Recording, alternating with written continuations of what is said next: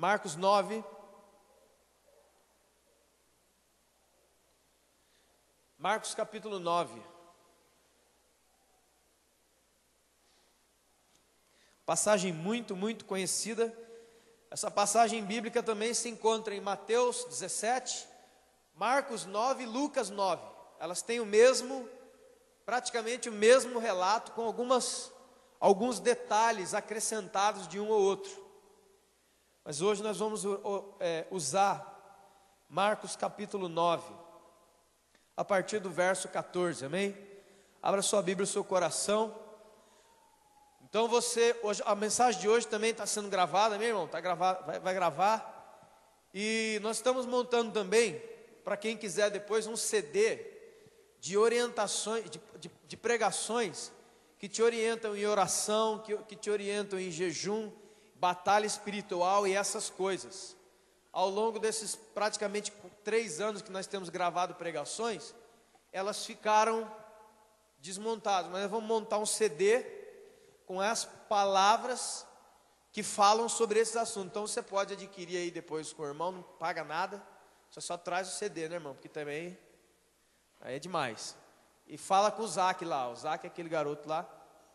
Só falar com ele, ele vai gravar tudo para você em ordem, e aí você vai ter um entendimento legal. Marcos 9,14 diz: E eles se aproximaram dos discípulos e viram numerosa multidão ao redor, e os escribas discutiam com eles. E logo toda a multidão, ao ver Jesus, tomada de surpresa, correu para ele e saudava. Então Jesus, interpelou os escribas e disse: O que é que vocês discutem com eles? E um dentre a multidão disse: Mestre, eu trouxe o meu filho possesso de um espírito maligno, mudo. E este demônio, onde quer que apanhe o meu filho, lança ele na terra, e ele espuma pela boca, rilha os dentes, e ele vai definhando, ou seja, vai morrendo. E eu pedi para os seus discípulos que expulsassem o demônio do meu filho, mas eles não conseguiram fazer isso. Então Jesus disse: Ó geração incrédula e perversa, até quando eu estarei convosco? Até quando vocês sofrerão? Tragam a mim o menino. E trouxeram. E quando ele viu a Jesus, o espírito imediatamente o agitou com violência. E caiu ele em terra, e se revolvia no seu corpo, espumando pela boca. Perguntou Jesus ao pai do menino: Há quanto tempo isso acontece com seu filho? E o pai respondeu: Desde a infância. E muitas vezes tem lançado no fogo o meu filho, também na água, e tentado matá-lo. Mas se tu pode fazer alguma coisa, tem compaixão de nós e nos ajuda. E Jesus olhou para ele e respondeu: Se eu posso, tudo é possível àquele que crê. E imediatamente o pai do menino exclamou com lágrimas: Eu creio, ajuda-me na minha falta de fé.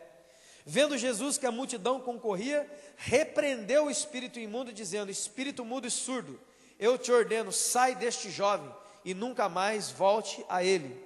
E ele, clamando e agitando muito, saiu, deixando como se estivesse morto, porque muitos diziam: ele morreu. Mas Jesus o tomou pela mão e o ergueu, e ele se levantou. E quando entrou em casa, os seus discípulos perguntaram a ele em particular: Por que nós não podemos expulsá-lo? Por que nós não conseguimos expulsar este demônio? E Jesus respondeu: Esta casta não sai a não ser com jejum e oração. Presta atenção aí, minha irmã, isso é uma borboleta. Aqui, ó. Deixa ela aí. Deixa ela aí. Ou alguém, o obreiro aí, o Rodrigo, vai dar um jeito nesse inseto aí. Alguém aí, um irmão. Aí, pega aí. Não, melhor não. Glória a Deus. Amigos, irmãos, olha só. Essa palavra de hoje, ela vai te dar um entendimento mais completo daquilo que vai ser ministrado no domingo. Tá certo? Então veja só. O que é que está acontecendo aqui, irmãos? Nós precisamos entender. A primeira coisa que eu quero dizer, essa passagem, esse acontecimento aqui, ó, ele não está isolado. Ele não está, não tinha nada acontecendo, não. Aconteceu uma coisa muito importante aqui. Tanto em Mateus 17, como em Marcos 9 e Lucas 9, isso aqui está dentro de um contexto maior. Qual é o contexto? Antes de acontecer isso aqui, sabe aonde que eles estavam? Eles estavam no monte Hermon. Estavam fazendo o que lá no monte? Jesus foi transfigurado no monte. Jesus foi transfigurado no monte. Quem é que estava no monte com Jesus? Estava Pedro, Tiago e João. Eles subiram com Jesus no monte e Jesus se mostrou para eles. Jesus se revelou a eles como ele verdadeiramente é. Eles viram Jesus em glória. E não somente viram Jesus, como viram também Moisés e Elias, que estavam conversando com Jesus ali. Amém? Você conhece essa passagem? Então, quando foi que aconteceu a transfiguração? Foi de madrugada. Porque a Bíblia diz em Lucas que eles estavam quase pegando no sono e tinham que fazer força para não dormir. Ou seja, era de madrugada, era de noite, alta hora da noite. Então, eles viram Jesus, eles tiveram uma revelação poderosa de Jesus, eles tiveram uma revelação forte de Jesus, viram aquela majestade, aquele poder, aquela coisa toda, presta atenção aqui, irmão. E aí o que acontece? Eles até desejam, puxa vida, Senhor, vamos ficar aqui em cima dessa montanha, vamos ficar aqui, porque aqui é muito bom, aqui tem glória, aqui tem poder, nós estamos tendo visão do Senhor como o Senhor é. Vamos ficar aqui, vamos construir tendas, uma para nós, uma para o Senhor, outra para Moisés, outra para Elias. Vamos ficar aqui, que aqui é muito bom, aqui é muito gostoso, amém? Só que Jesus não fez isso. Jesus pegou Pedro, Tiago e João e começou a descer o monte. Quando eles descem o monte, aquele lugar de glória, aquele lugar de revelação, aquele lugar onde toda aquela coisa aconteceu, eles descem no monte e se deparam com essa situação aqui, ó. Isso aqui, nesse garoto endemoniado, com certeza aconteceu nas primeiras horas da manhã. Então olha o contraste da revelação da glória, do poder, da majestade de Jesus no monte, para uma confusão terrível. Eu quero citar alguns pontos para vocês. Jesus chega com Pedro, Tiago e João e encontra quem? Encontra os outros discípulos, os outros 9, porque eram 12, amém? Discutindo com os escribas e fariseus. Marcos 9,14. Eles estavam discutindo. Eles descem daquele lugar tremendo e eles entram dentro de uma realidade complicada. É a realidade do vale. Não é mais o monte, é o vale. Primeira coisa, discussão. Discussão, irmão, não é conversa, é discussão. Todo mundo sabe o que é discussão, que a coisa estava brava. Vozes altas, estados alterados. Era isso que eles encontraram. Primeira coisa, discussão. Segunda coisa, encontraram um garoto endemoniado. E não era qualquer endemoniamento. Jesus fala que esta casta não poderia sair com uma atitude normal, somente com uma atitude especial. Falou, o que é esta casta, este tipo, esta qualidade de demônio que está nesse garoto aí, não é qualquer demônio. Não é qualquer um. Então, eles descem do monte, daquele lugar de glória, eles pegam um momento de discussão, ou seja, estava uma bagunça, tem um garoto endemoniado, e não é qualquer demônio, que esse demônio era tão violento que pegava o menino, como diz a escritura, jogava ele no chão, ele espumava pela boca, ele gritava, ele rilhava os dentes, jogava ele no fogo, jogava ele na água, não era qualquer coisa, ou seja, era uma confusão generalizada. Não era só isso, também tinha um pai desesperado para ver o seu filho curado. A Bíblia diz que logo o pai chega para Jesus e fala, olha, por favor me ajude, porque pedir ajuda para os seus discípulos, não puderam me ajudar, está aqui meu filho. Ó. O pai estava desesperado, porque o filho dele, desde criança, a Bíblia diz, era desse jeito. Não era qualquer tipo de coisa que aquele garoto estava vivendo. E a outra coisa, e última coisa que eu quero salientar, os discípulos estavam totalmente desmoralizados. Por quê? Olha o que o pai disse. Ele chega para Jesus: olha, eu já trouxe o meu filho para os seus discípulos, mas os seus discípulos não puderam fazer nada pelo meu filho. Ou seja, a casa dos caras já tinha caído. Os caras estão desmoralizados. Os discípulos estavam vencidos, desmoralizados, na frente de todo mundo, porque tinha multidão, tinha escriba e fariseu, tinha um pessoal misto ali.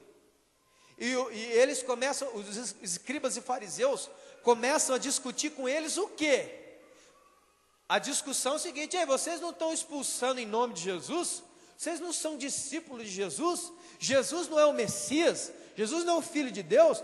Por que vocês que são discípulos dele, então, não conseguem expulsar esse demônio? Essa era a discussão. Se Jesus era ou não era Filho de Deus, se Jesus era ou não era superior que Moisés, porque Moisés fazia sinais. Sempre a discussão de escribas e fariseus com o pessoal de Jesus estava em cima disso. Jesus era ou não era o Messias?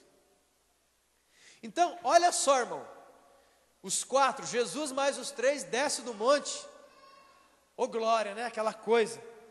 A hora que eles descem no vale, o bicho estava pegando, como diz. Estava tudo fora de ordem. Discussão, gente endemoniada, pai desesperado, pessoas debatendo sobre Bíblia. Engraçado, tem uma coisa aqui, né? Enquanto muitas pessoas ficam debatendo sobre Bíblia, um monte de gente continua endemoniado. Presta atenção nisso. E etc, etc e tal. E aí Jesus se dá de frente com aquilo. E outra, Jesus é afrontado. Olha como é que o pai chega. Eu já levei o meu filho para os seus discípulos, e os seus discípulos não puderam fazer nada pelo meu filho. Trocando em miúdos. E aí, como é que vai ficar a situação? Estava gostoso lá no monte, teve revelação, transfigurado, Moisés ali, legal, mas e aí, como é que vai ficar a situação aqui? Porque a coisa aqui está tudo fora de controle. E o interessante é o posicionamento de Jesus. Que Jesus, a Bíblia diz em Mateus e Lucas, que Jesus exclama: ó geração incrédula e perversa. Ou seja, Jesus ficou, vamos dizer assim na palavra, Jesus ficou injuriado com aquilo ali. Ele não aceitou aquilo ali. Por que ele não aceitou? Primeira coisa, ele não se dirige ao Pai, primeiramente, nem à multidão, nem aos escribas. Ele fala com os seus discípulos. Ele fala: vocês são uma geração incrédula e perversa. Até quando que eu vou estar com vocês, resolvendo as coisas que eram para vocês resolverem? Até quando que eu vou ter que andar como uma mamãe do ladinho, papai do ladinho de vocês, resolvendo as coisas que eu já ensinei para vocês, que eu já dei autoridade para vocês? Vocês não fazem porque vocês não têm fé, por isso. Traz o menino. E aí você sabe que Jesus, com uma palavra, expulsa o demônio sai fora e etc. Domingo a gente continua essa história. Eu quero fazer um parêntese antes do ensino de domingo, para você perceber uma coisa aqui, querido, que saltou aos meus olhos ontem, quando eu estava numa conversa com os irmãos, e hoje à tarde. Veja a palavra de Jesus. Essa casta, esta qualidade, este tipo de demônio, não sai de qualquer jeito. Qual é o ensinamento de Jesus? Aquele de Paulo. Ou melhor, de Paulo, o ensinamento de Jesus. Que nós estamos lutando contra principados, potestades, príncipe das trevas, hostes espirituais da maldade nas regiões celestiais. O que é isso? hierarquias demoníacas, classes, posições diferentes de demônios. Aquele demônio que estava naquele garoto não era qualquer um. E ele entrou naquele garoto ali. Você pode, preste atenção, irmão, o pivô da história é o menino endemoniado. O pivô da história é o menino endemoniado. Só que a direção da história não é o demônio e nem o menino. A direção da história é a desmoralização dos discípulos. Está entendendo? O pano de fundo é que Satanás estava atacando os discípulos de Jesus que não subiram para o monte. Que Satanás foi confrontar os discípulos de Jesus que ficaram ali embaixo.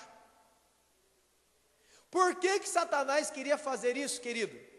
Porque Satanás também já sabia que Jesus iria morrer, iria ressuscitar ao terceiro dia, iria passar 40 dias aqui na terra ainda, e depois subiria à destra da majestade nas alturas, amém? Quem é que iria continuar a igreja? Os discípulos, os 12. Pode prestar atenção nos 4 evangelhos, a quantidade de ataques de Satanás aos discípulos. Satanás vai atacar Jesus quantas vezes? Uma no deserto. Toma uma bambuzada nas costas, já amansa por ali mesmo. Falei, com isso aí não vai dar mesmo. E ele passa a atacar quem? A sucessão da igreja. Os homens que receberiam a mensagem do evangelho. Muitos deles iam escrever partes do Novo Testamento que nós usamos hoje. Os caras iam levar a igreja para frente, ou não. Então Jesus, sabendo que não poderia atacar o rei, atacou os súditos. Está entendendo alguma coisa? Atacou quem? Aqueles que iriam levar, aqueles que iriam transmitir a mensagem, os apóstolos. Olha o que o diabo fez, por exemplo, com Judas. Você lembra? A Bíblia diz claramente que no momento da ceia, Satanás entra no coração de Judas, ele sai dali e vai fazer aquilo que você já sabe. Pode ler para você ver. A Bíblia diz claramente que Satanás usa a boca de quem? De Pedro. Faz Pedro negar e faz Pedro ser desmoralizado na frente de pessoas comuns, perto da fogueira. Uma serva que saiu falou, você anda com Jesus? Ele falou, não. Várias vezes, por exemplo, em Atos, você vai ver que Paulo está indo de cidade em cidade, e algumas vezes você vai ver assim, que Satanás se interpõe no caminho de Paulo. Vocês já viram isso em Atos? Enfim, Satanás sabe quem é Deus, quem é Jesus. Como diz lá em Atos 19, quando aquelas 7 rapazes, filho de um sumo sacerdote, foram tentar expulsar um demônio lá, lembra? O que acontece? O demônio olha para ele e fala assim, ó, eu sei quem é Jesus e sei quem é Paulo. Quem que é você? Quem são vocês? Ó, o diabo bateu neles, feriu eles, e eles saíram dali praticamente seminus. Então, querido, em nome de Jesus, ouça isso. Satanás tem um plano na sua vida. Ai, que coisa feia, porque a gente gosta de falar. Ô irmão, Jesus tem um plano na sua vida. É lógico que Jesus tem um plano na sua vida, é lógico. Mas você acha que Satanás não tem um também? Veja a Bíblia, irmão. Inclusive desde Gênesis a Apocalipse, isso fica claro. Claro. Para todos. Então, toda essa história era para desmoralizar. Era para os discípulos se sentirem desmoralizados, feridos, fracassados, sem poder, sem autoridade, e para que muitos pudessem abandonar logo ali aquela missão. Você está entendendo alguma coisa? Que nós, muitas e muitas vezes, sofremos ataques exatamente deste jeito, para desmoralizar você, para tirar a sua força, para tirar a sua autoridade, para fazer você pensar que você não é nada, nem ninguém, vou desistir disso, não vou mais mexer com isso não, que isso, que aquilo, que aquela coisa. Preste atenção aqui para você ver. Veja só, a primeira coisa que eles encontram é a discussão.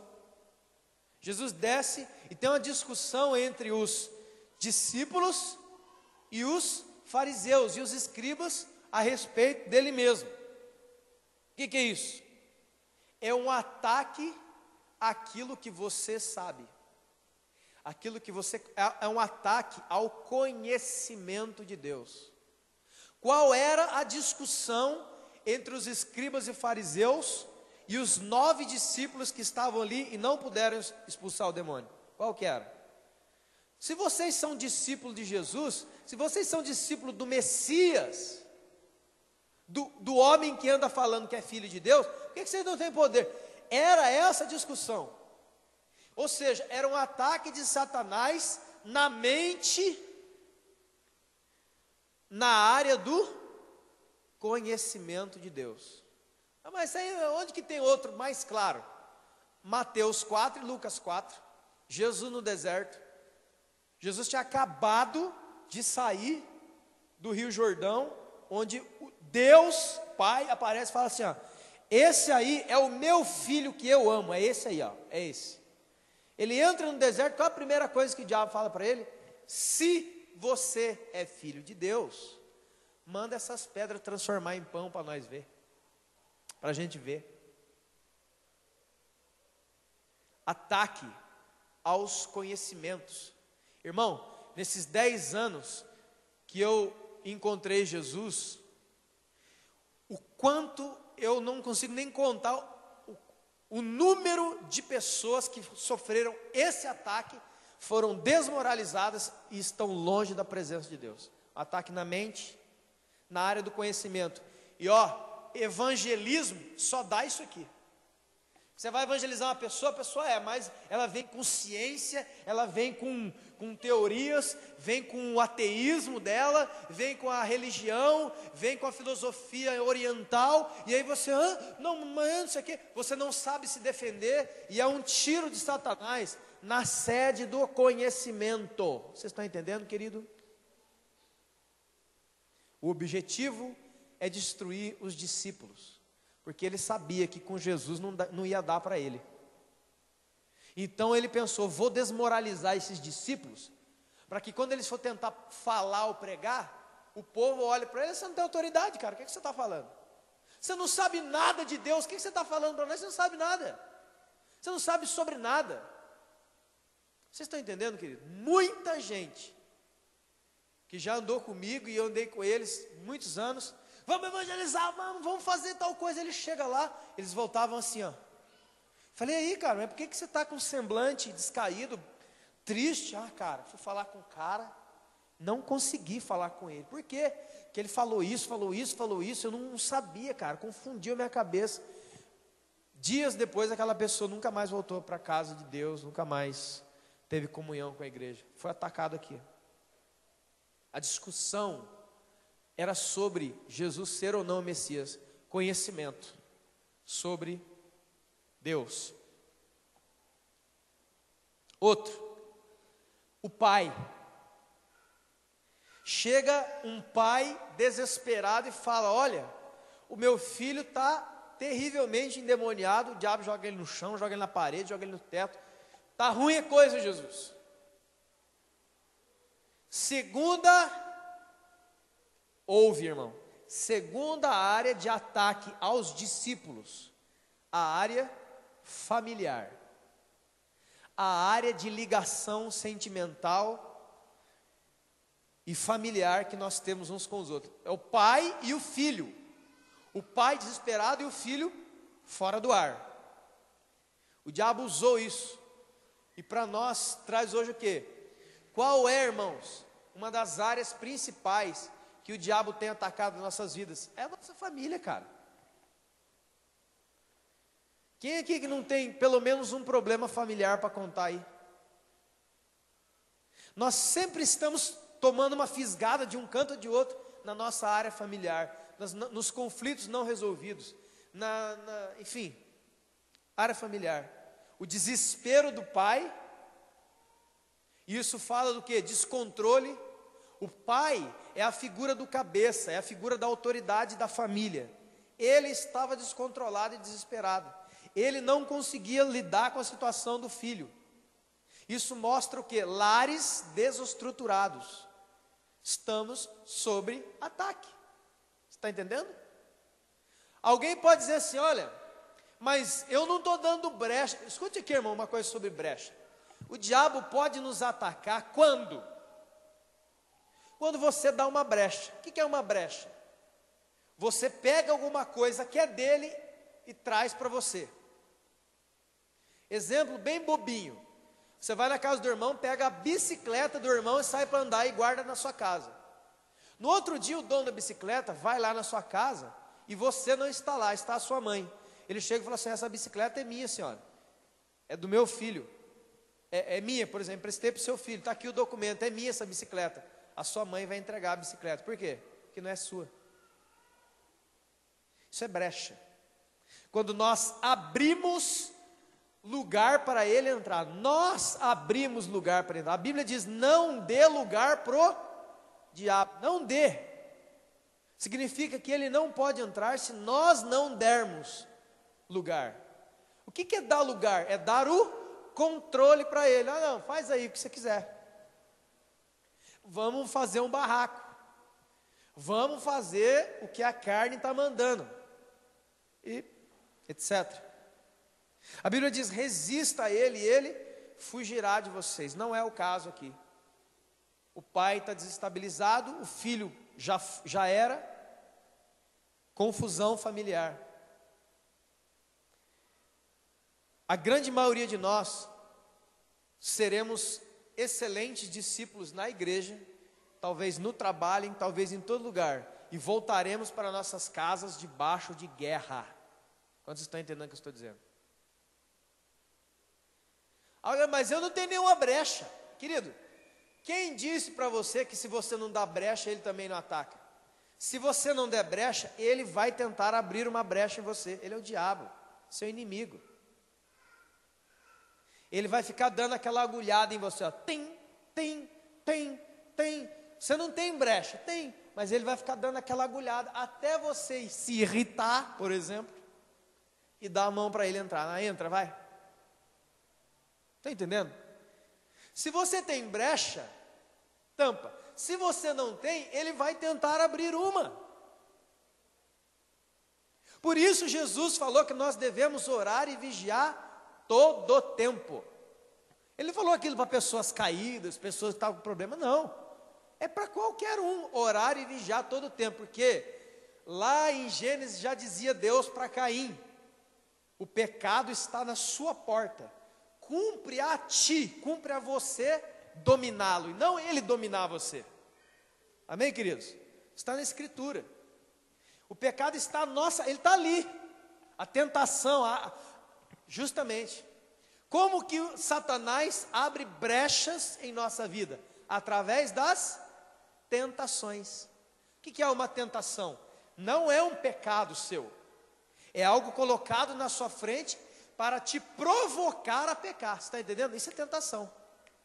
Não está em você, mas é colocado ali insistentemente, até você abaixar a guarda, ele entra. Aí a brecha está feita. Vocês estão entendendo, queridos? Família. Terceira coisa. Ele diz que havia discussão, havia o problema, né, familiar, e havia o demônio.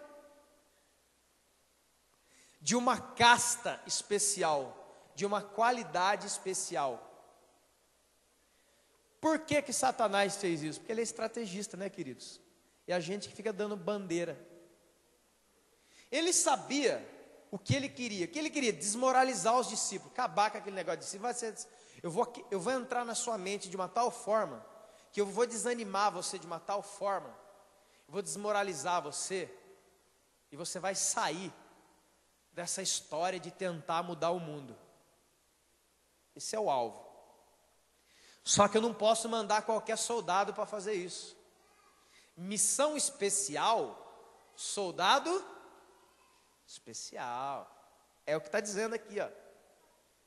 Para atacar aqueles 9 discípulos, que inclusive, você pode andar para trás aqui na Bíblia, você vai ver que esses 9 discípulos já tinham expulsado vários demônios, querido, e feito curas, mas esse aqui era a faixa preta. Moral da história: você quer fazer alguma coisa para Jesus? Quem quer? Levanta a mão aí. Trate de mudar de faixa, ou seja, trate de se aperfeiçoar, trate de crescer em unção, autoridade, confiança, vida com Deus, porque senão vai chegar um terceiro dan e vai entrar na sua frente. Aí, meu querido, não vai dar, porque assim como no céu existe hierarquia, no inferno também existe hierarquia, ou seja, posições de autoridade de anjos e demônios, na terra também existe. Aí eu quero que você olhe para a pessoa que está do seu lado e fale assim: irmão, qual é a sua faixa? Você aguenta com o quê?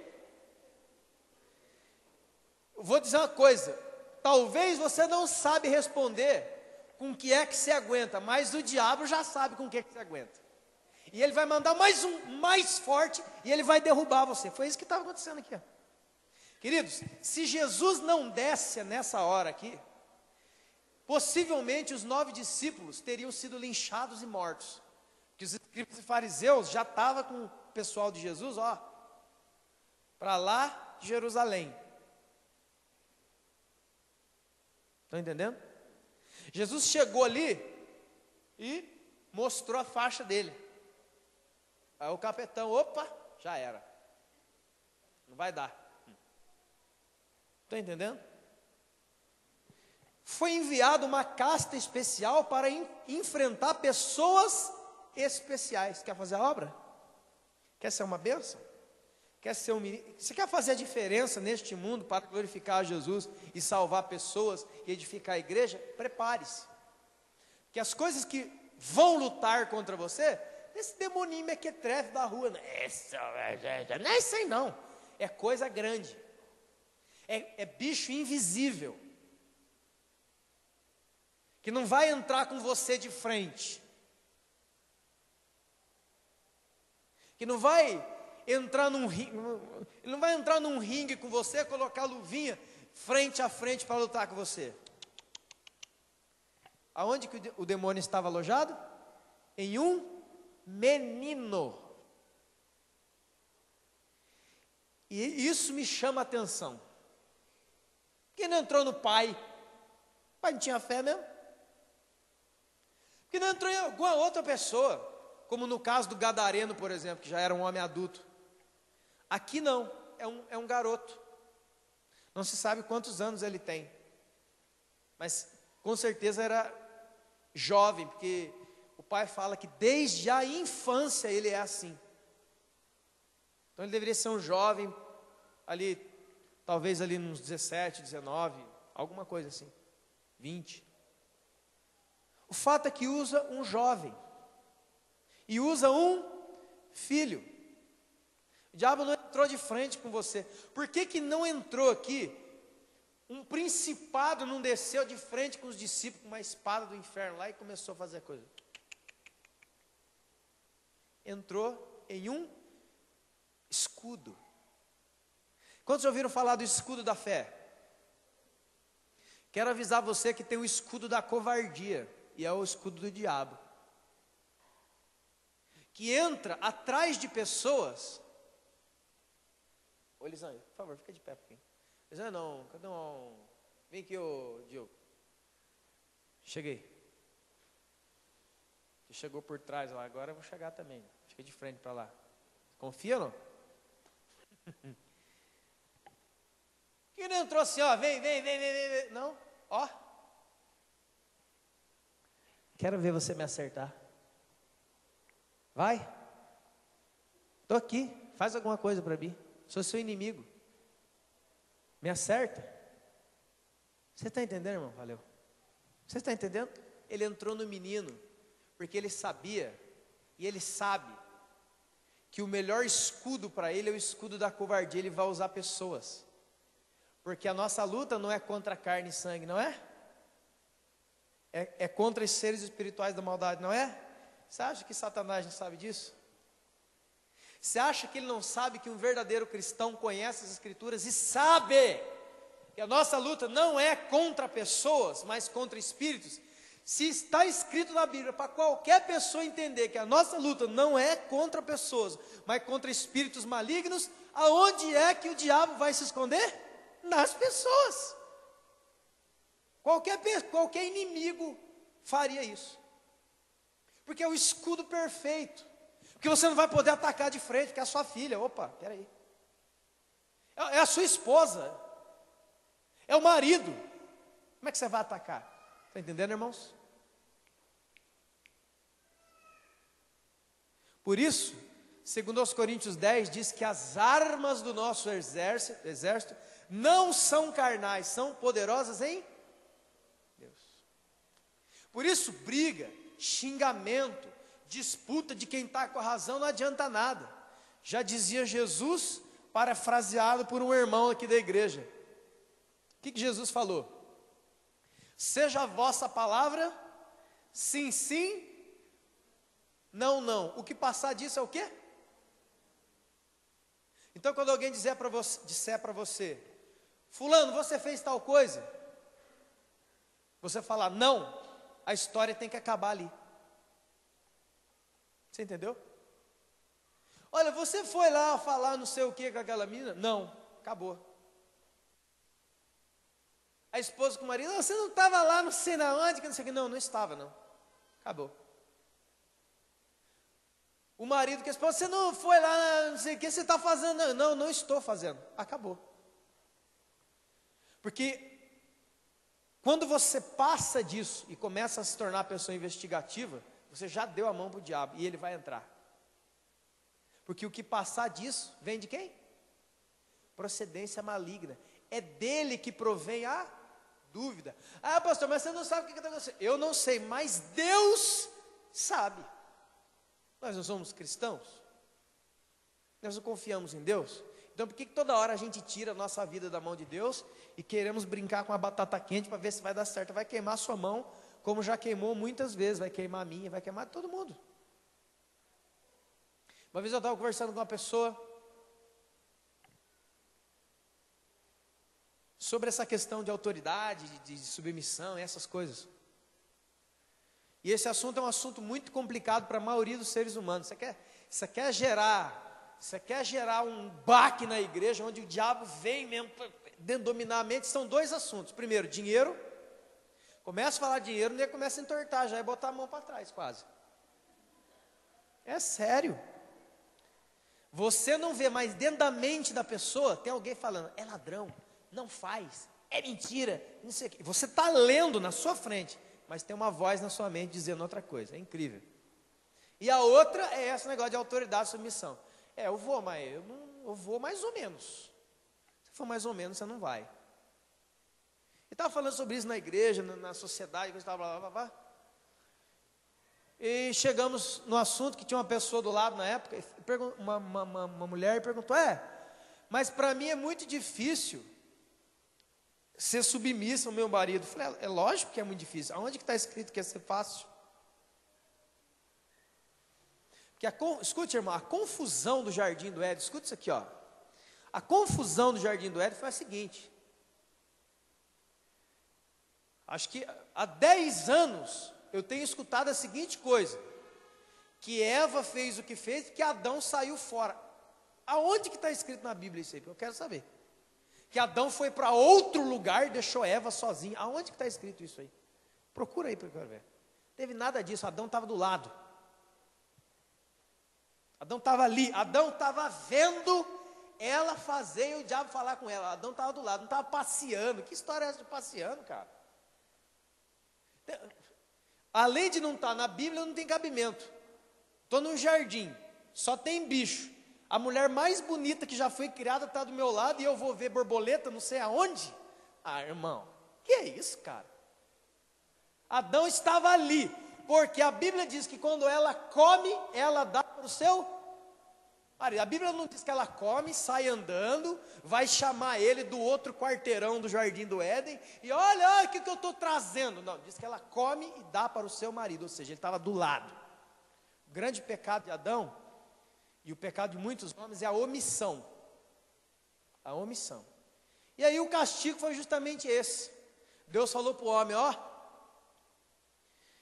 vocês pecaram aí, né? Então agora é o seguinte, chama a cobra, o diabo, a mulher e o homem. Agora eu vou falar uma coisa para você, Adão. Você vai comer do suor do seu rosto, viu? Você vai comer pão de dores, viu, Adão? E você, mulher, o seu desejo será para o seu marido. Qual que é a profundidade disso, irmão? Vamos pular no fundo? Vamos parar de aguinha na canela? Vamos pular no fundo? A pular no fundo é o seguinte: por que Deus disse para a mulher isso? Você nunca imaginou?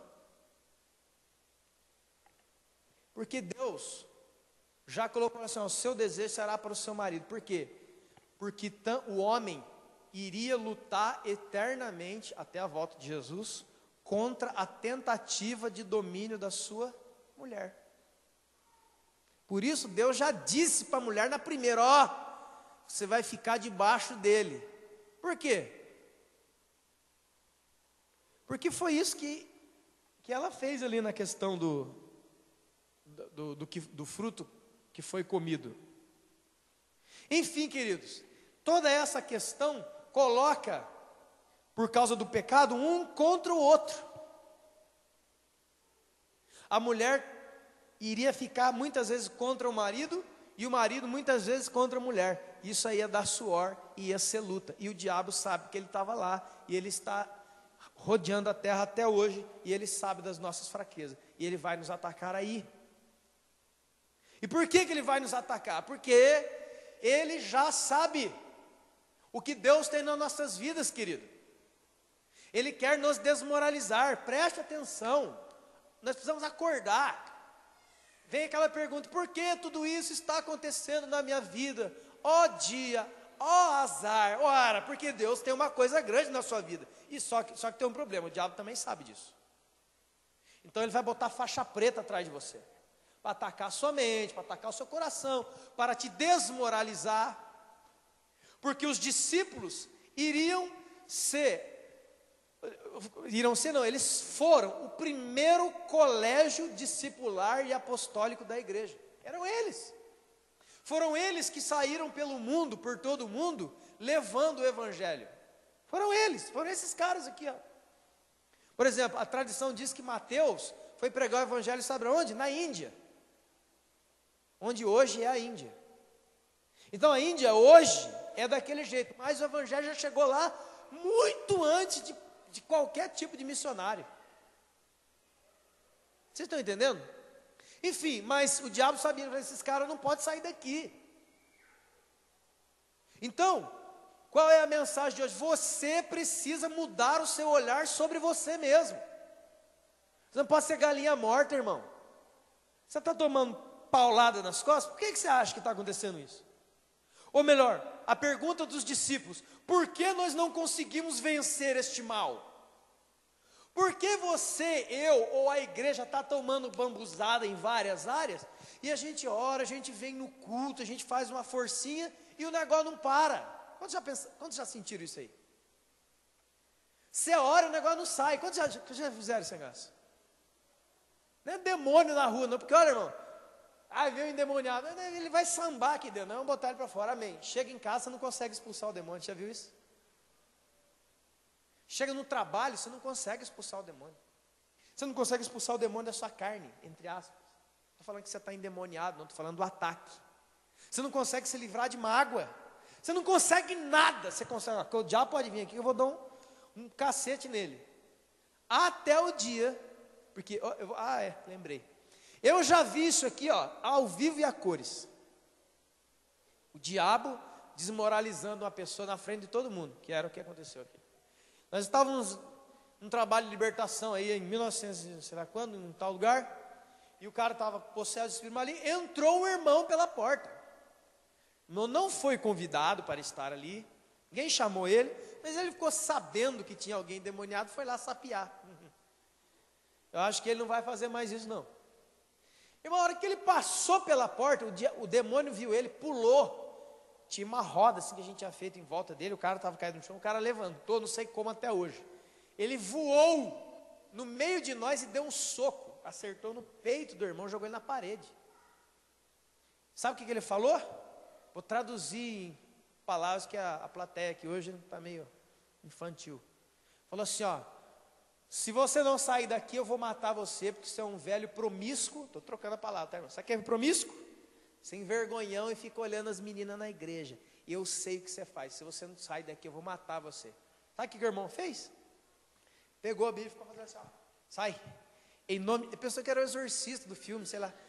Ficava assim, ó, o diabo falou assim, o dedo assim, ó, eu vou pegar você. E aí, irmão, se nós não segurasse aquele bicho lá,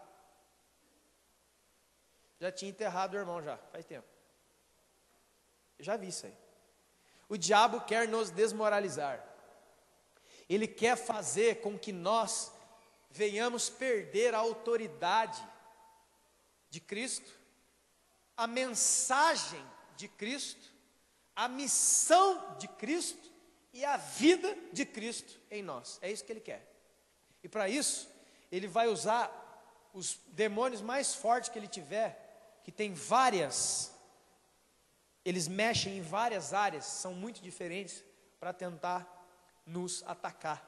Ou você acha, eu já falei isso aqui mais de 1000 vezes, ou você acha que Satanás está lá em Ubatuba, tomando água de coco, comendo camarão, tomara que morra,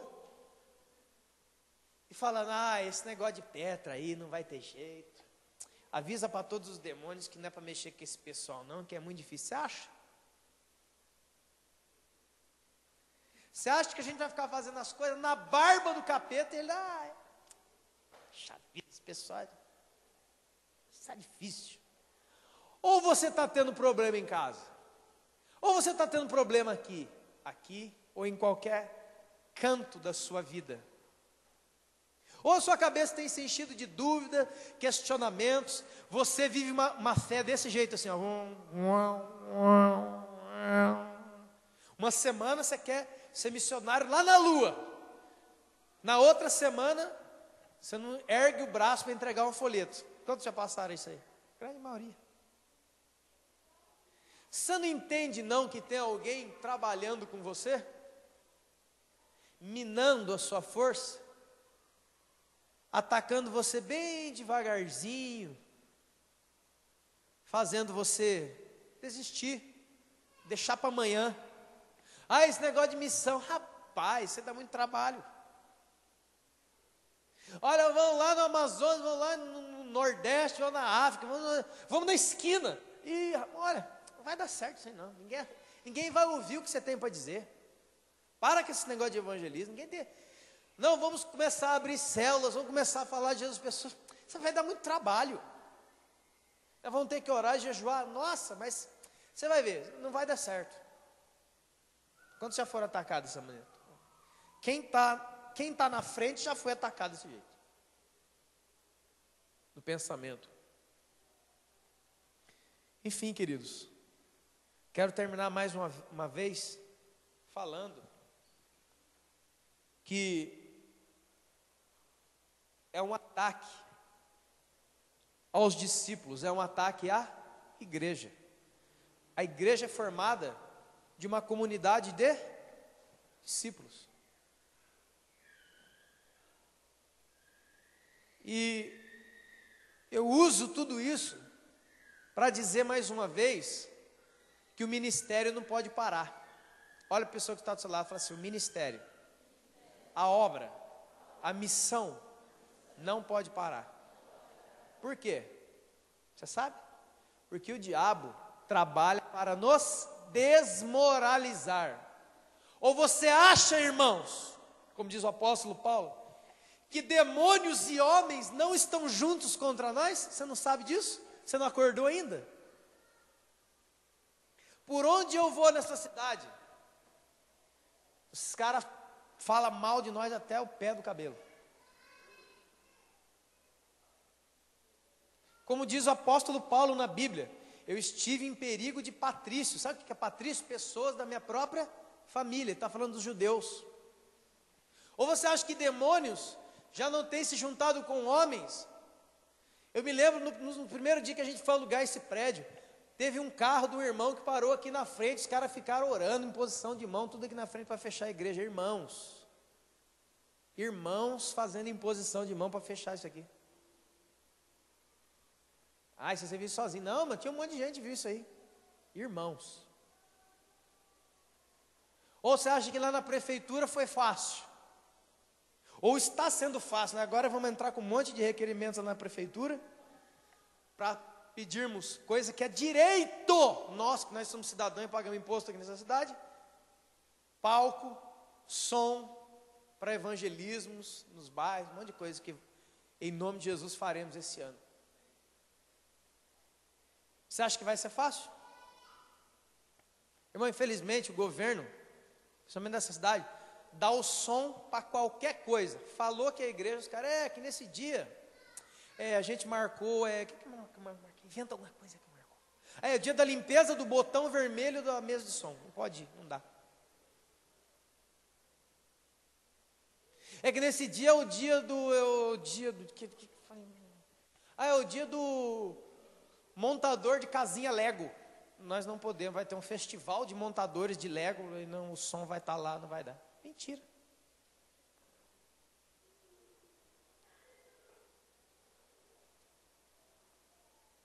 Ou quando nós entramos com um requerimento para um terreno ou para qualquer coisa, para a gente construir, por exemplo, um centro de recuperação para salvar essa galera que está aí. Ah, não vai dar não. Não dá.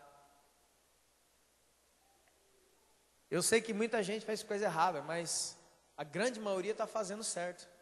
E quando a gente chega lá com o nome igreja, parece que já tem uma mão. Você fala, igreja não.